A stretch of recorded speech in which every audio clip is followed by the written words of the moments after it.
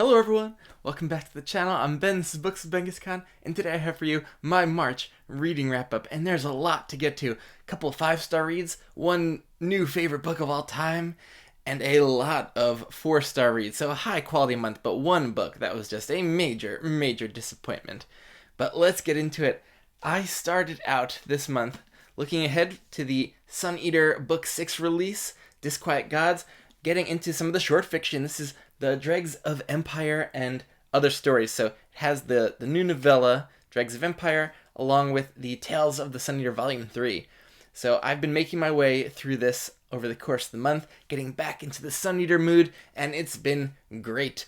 I've enjoyed getting some non-Hadrian POVs, which is always so interesting to get out of that single POV and see the galaxy from a few other people's eyes. And that was great. The stories in here, like After the Feast and Daughter of Swords, two of my favorite Sun Eater stories. And the novella was really solid as well. A little bleak and not the most entertaining read, but very deep and a very worthwhile time. I am so psyched though to start Disquiet Gods.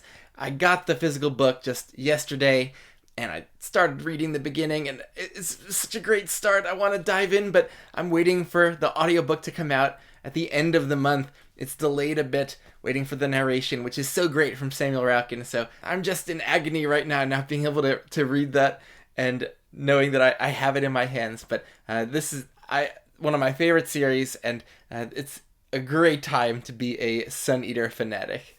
Next, I finished up the Rainwild Chronicles subseries with Blood of Dragons. That's book 4 in that tetralogy.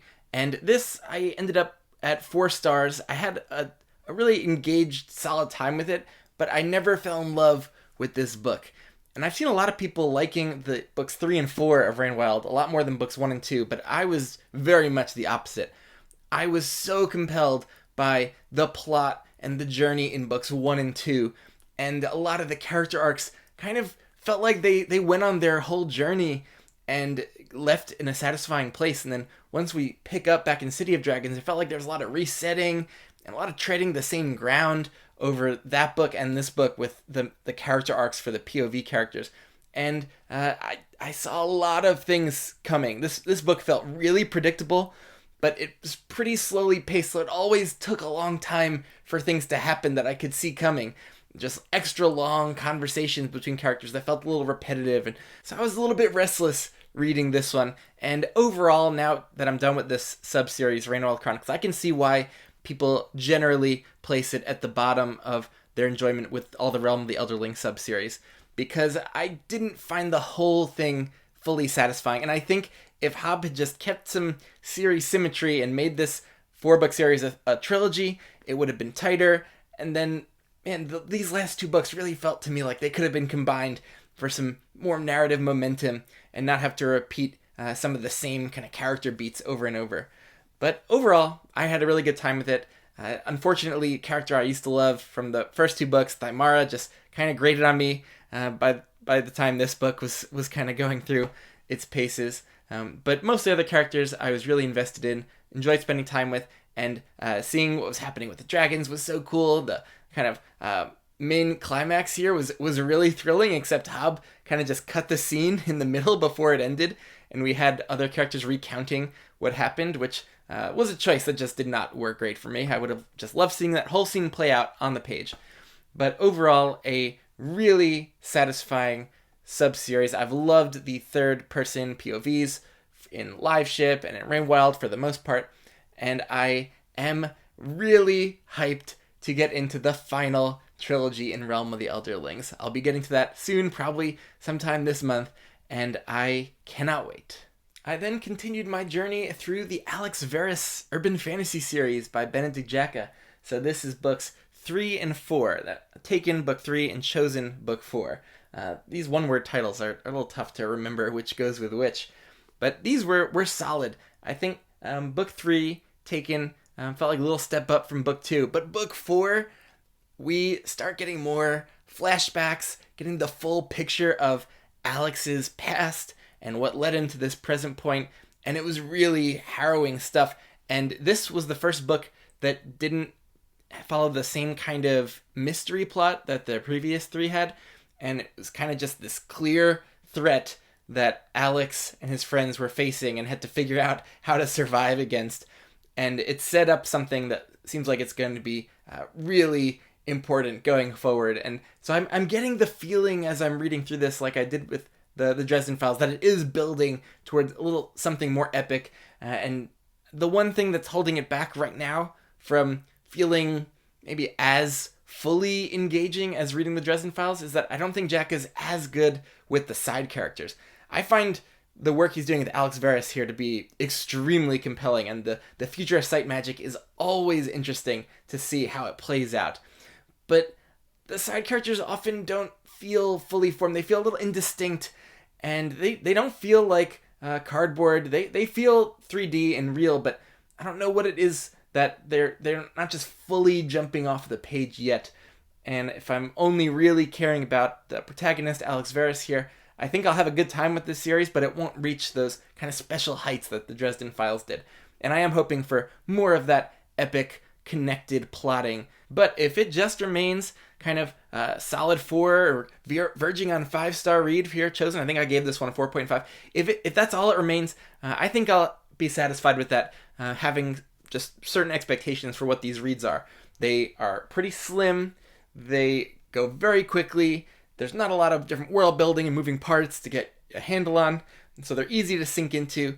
And they're doing a solid job for me. They're maybe not going to the most memorable books I've ever read, but so far I am very happy. I've started Alex Verus and am going to be very interested how this develops. So I saw Dune Part 2, and I had some momentum with the story, so okay, this is the perfect time for me to finally read Dune Messiah, the sequel to Dune, and I really did not enjoy my reading experience with this one. This was just the kind of read where I could not get immersed into the story, that it just felt like a bore. Every page, every chapter, I had to kind of force myself to read and pay attention to.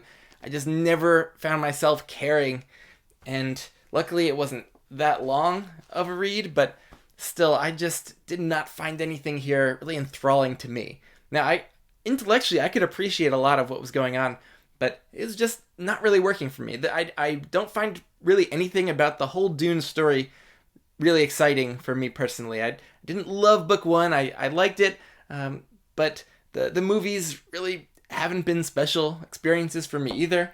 And where this story went in book 2 was just a total bore. It's very internal. It's there's this conspiracy to kill Paul, and Paul knows there's this conspiracy, but he's kind of just caught in action because of his future sight. He sees if he does this action, bad things are going to happen. If he doesn't act, bad things are going to happen. If he does this, bad things are going to happen.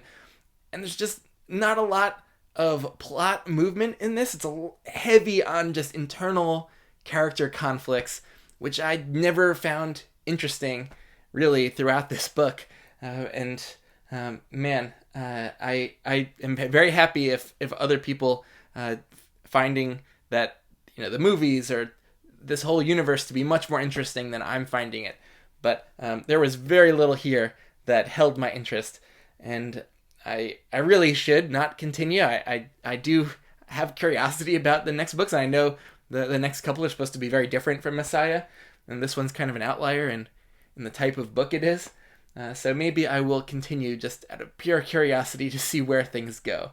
But I don't find Herbert's style too engaging. And it's not just that it was written in 1970. I'm reading a book right now from around the same time, and I'm finding it so engaging. I'm finding the characters so immersive and believable. But a lot of this just felt like philosophical ramblings, and the characters are thinking and speaking in riddles. And in the right mood, that could be awesome, but not the kind of read I'm in the mood for these days or right now. So big, huge failure of a read for me. Moving into sci-fi that was not a fail, and that is Exhalation by Ted Chiang. An easy 5-star read. This was hit after hit after hit. I loved every single story in here. And some of the longer ones really left their mark with me. Ones like The Life Cycle of Software Objects, that was a full-blown novella, and was kind of set right in our modern times, with these employees at a tech company who are kind of the parents or trainers or babysitters to digital animals who are growing up in a kind of virtual reality, kind of metaverse type of space. That was so... It just hooked me in so much. I did not want it to end, but it did tell a fully satisfying story. And then Exhalation, the title story, so cool, so cool. Now it's a non-human one. And even some of the later ones, The Truth of Fact, The Truth of Feeling, man, so thought-provoking. And while a lot of these really are intellectually stimulating stories that get you really thinking about things like free will and individual choice and autonomy and the way our artificial intelligence technology is going, and just these really interesting topics that, hard sci-fi is really great at getting us to think about more and exploring. And it does that. But Chang just pulled me into these characters and the POVs and the plots and the settings so quickly. He just sunk his claws into me with all of these stories.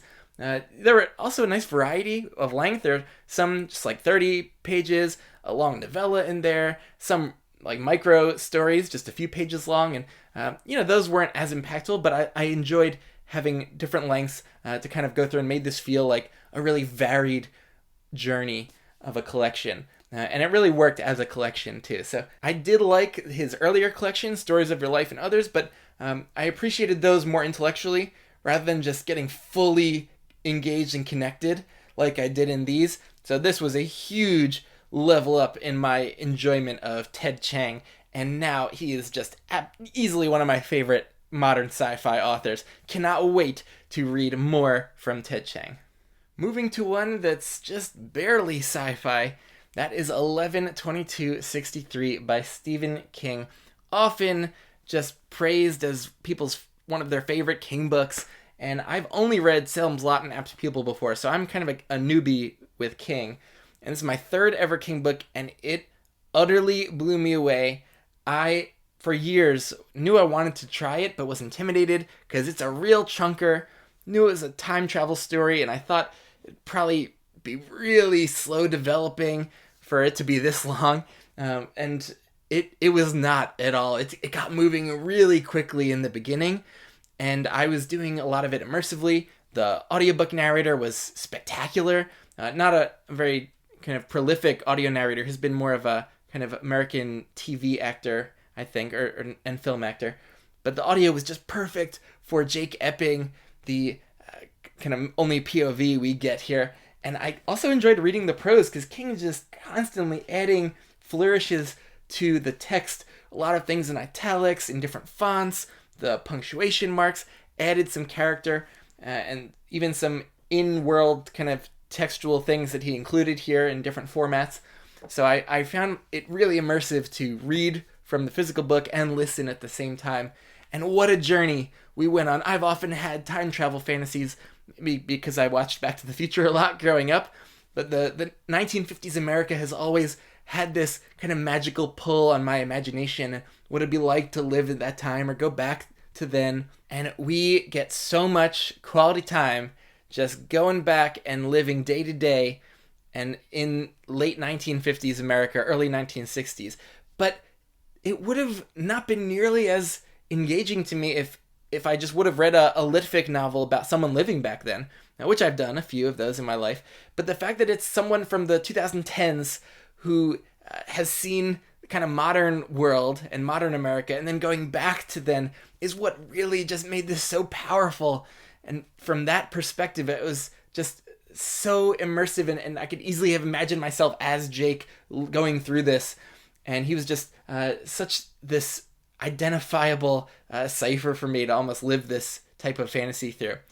And just some spectacular small town America scenes. Some of my favorite scenes were just around like a school play and a school dance. Just got really emotional in these very simple types of scenes where nothing crazily dramatic was happening. But then there were definitely some of those moments too, and they got so tense.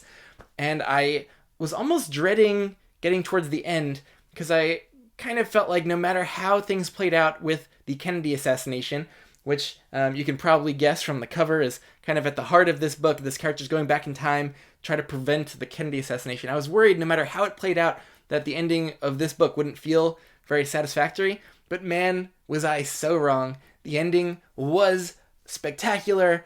The very last page just ended on such an emotional note, and I don't want to say much because I don't want to spoil things, other than that this was so beautifully human in so many ways, and just made me feel just throughout very emotionally vulnerable, and similar to how I kind of felt reading Song for Our Bone by Guy Gavriel Kay last month. Just another one of these really touching reads that was continually resonating with me emotionally. And man, King's writing just read so smoothly in here too. And the language he was using really transported me back to that time. And just the little details in here. There were so many little details of people that Jake was meeting and places that he was going. And those tiny, tiny details would come back around later because King devised this so that the time travelers go back and have all of these kind of resonances and coincidences that are occurring for them. And so almost every little tiny thing in this book ends up being important or coming back around in some way. And just there's so many of those tiny details. And I absolutely love that when a book is so tightly plotted or every tiny detail matters in one way or another. And this was just one of these staggering masterpieces for me that I just was in awe of often. So yeah, a perfect 10 out of 10 read. One of my new favorites of all time. And no doubt that was a tough act to follow, so I kind of feel bad for this next book because it didn't quite measure up. And that was The Sword of Kaigen by M.L. Wang. So this book has gotten a lot of hype in the last bunch of years in adult fantasy circles, and it's one that I knew I always wanted to try. And then I got this nice new deluxe edition, this beautiful cover, these silver gilt edges. So I was like, okay, I have this new special edition. I always want to read special editions when I get them, not just let them sit on the shelf and look pretty. So I gave it a go, and I did really like this. I ended up at 4 stars, but I was hoping it would kind of just be in that same 10 out of 10 tier as 11/22/63. But this has kind of split POV structure, and one of the POVs, Mamoru, is like a teenage boy, and I found myself really, really invested in that side of this story with the teenage kids who are living on this mountain and going to this warrior school. And the other POV is Mamoru's mother, Misaki, and I knew that character was kind of the main character of this going in, but as the book goes on, it definitely focuses much more on Misaki as the centerpiece of the story. And yeah, it took a while for that to really start working for me. Even with that being said, the action scene, the main big action set piece in this book just was so engaging. It was so fantastical, but really well described, and I could really picture it going on and the ebbs and flows of the battle. Just one of the best fantasy battles I've ever read. And then my investment, though, was pretty low after that, because that was a real high point. And then there's the aftermath of this battle, and it wasn't until a chapter called The Duel, which I think is probably illustrated here on the cover, where my engagement really ratcheted up again, and I felt emotionally invested in the story for really the first time, I think. And then from this point on, I was so hooked, and I could see why so many people have fell in love with Misaki and the character work in the book. I just wish it had kind of been working that same magic throughout. And maybe if I reread this, having a closer connection to Misaki now, I would have that from the beginning. But little things also kind of bothered me with this. There were little pieces of world building that just seemed unnecessary, like constant mentions of a fantasy time unit. Like instead of saying breaths, we would say ninma for meaning something like a second, and that just came up so many times, and I had to always just think like, oh, what was that again? What was that supposed to mean? Like it took me out of these scenes when there would be these words that just weren't necessary to be thrown in. But that's a very minor gripe. Maybe a bigger gripe was just the writing style in general was one that was extremely on the end of telling the POV characters' thoughts and emotions, just really just being upfront about every single emotional state that the POV characters are having. There's not much in the way of subtext or implication that we force us to make some inferences. It's like the complete opposite end of the spectrum of the kind of characterization that Steven Erikson does in Malazan. And I think my sweet spot is somewhere in the middle between the two. But this, I know, is very effective for a lot of people and was working for me by the end. And also, really the only thing I knew about this book going in was that Misaki, a mother figure, was a main character, but that at the end there was some unnecessary stuff around maybe the larger series that Wang had planned instead of how she might have wrapped it up if this were just a standalone. But I did not find there to be much excess in the falling action and in the long final chapter. I really liked the ending chapter, actually, so I would have not cut that at all, and maybe just cut a couple of lines here and there from that scene. But really, I think the exaggeration on that is way overblown, and this really is a very satisfying standalone story. And what am I reading now? Well, I started watching the Shogun TV show over the course of the month and got so hooked to that I finally picked up the book, and I've been loving this Shogun by James Clavell. I am almost 300 pages in, which is barely making a dent in this thing. I still have almost 1,000 pages to go through. This is taking its time, but in a way that is so compelling. Man, all of these POV characters are just jumping off the page, so full of life. The writing is just so full of life in this that I was worried it was going to be this long, dry kind of historical fiction, but it is just the opposite of that. And so I think I'm in it for the long haul and maybe want to finish out the story in book form before seeing it spoiled in the last couple episodes of the show, but I haven't decided about that yet. But really loving this, and that might take me a while, or maybe I'll try to throw in other reads along the way and take breaks from this, because it is just such a chunker. I still want to read some other stuff, like the first book in the Fitz and the Fool trilogy, maybe the next book in Alex Verus, and then next month I get to read Disquiet Gods once the audiobook drops, so that's on the horizon as well. Alright, so for a book of the month, man, that is not a hard choice, because 11/22/63 is just a standout read of my life, and I can't wait to explore more of King's books because I am really connecting to his writing style and just the way he views humanity and people just really resonates with me. So that was a spectacular read. That was book of the month, and I'd love to hear what people have been reading recently. What's been your favorite book from the past month? And let me know if you've what you thought of any of the books that I chatted about here. And yeah, I'll catch you later.